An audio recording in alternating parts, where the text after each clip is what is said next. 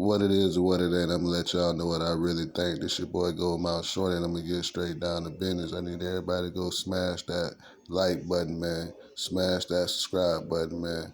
And comment on the channel. And if you really mess with me, man, go ahead and donate $1 to my Cash App. MAG promo, MAGPROMO. And I'm going to keep bringing you some quality content.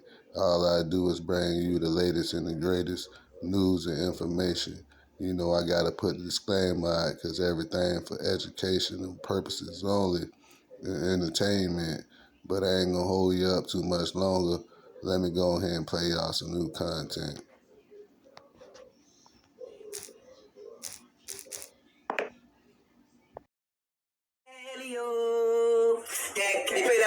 That see mother, cause I'm down with my nigga. See, Murder was really coming in there and ask Juvenile about some shit he said in the magazine. He wasn't really, cause they didn't really want to come in there with guns blazing. They were type of, they'll come in there with guns blazing. I think Murder told him, no, we're not gonna do no shooting. We're just gonna talk to this something out of hand. We gonna back me up. We gonna, whatever.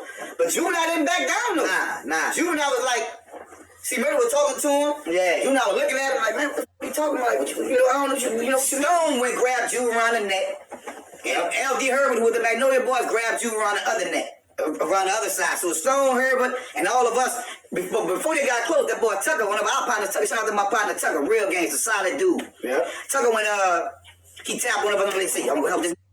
Like, we at the back of the club, we ain't got no choice but to kind of like, stand up for the dude. So the whole D, the whole Av, shout out the rail behind me with a whole pool stick. Yeah. All us in that bitch, the Avenue, Remy, all them boys, all them dudes, all us click clack. Yeah, rest in peace, Remy, rest in peace. Man, we were gonna go down with you with a particular night. Yeah. So listen, it's a true story, bro. Can nobody tell you? Ask Juvenile.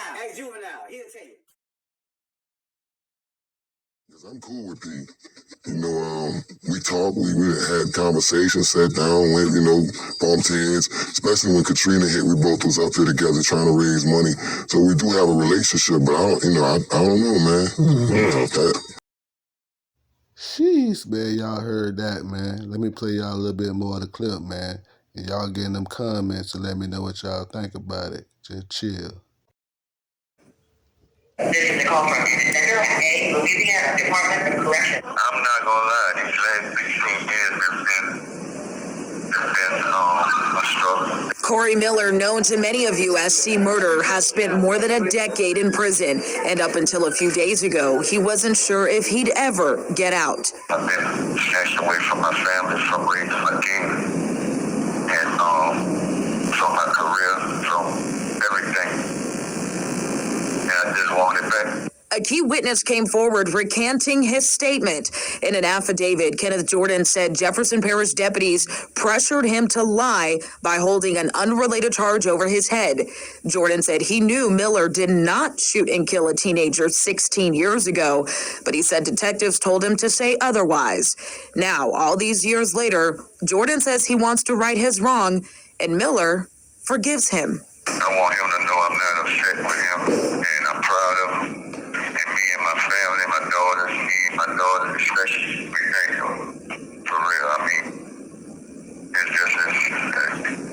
it's a life-changing moment. He says for the first time in a while, he has hope that he may not die in prison.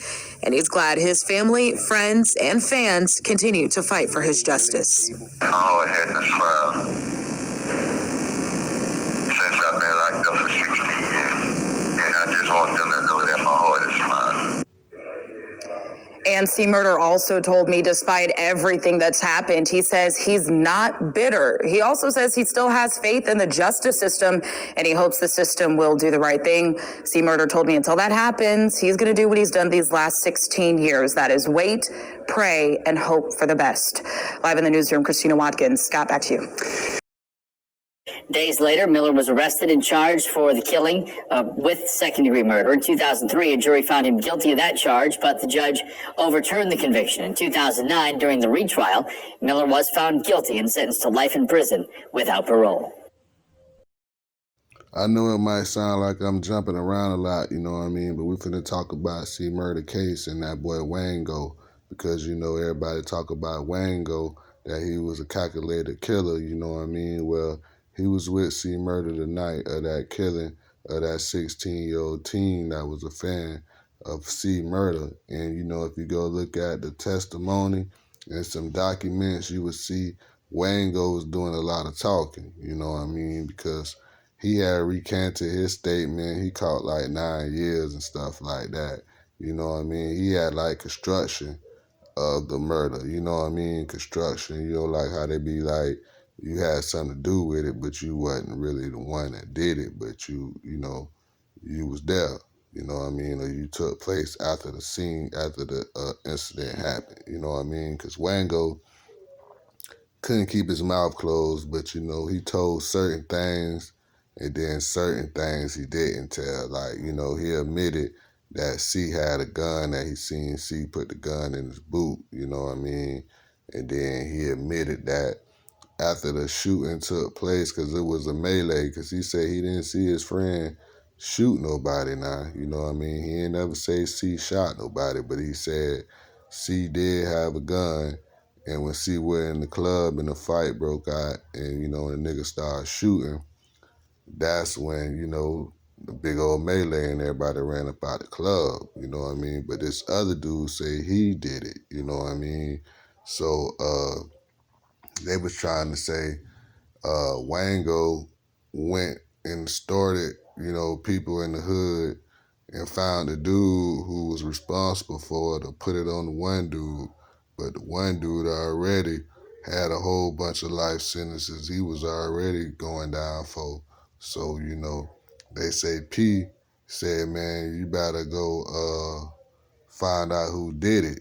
So, you know, Wango went and found this dude to do it, say that he killed the dude for C murder, but all in all, you know what I mean, the judge and the prosecutors didn't believe him because they was like, there's 3 other witnesses, none of them cats. You can't believe nothing they say.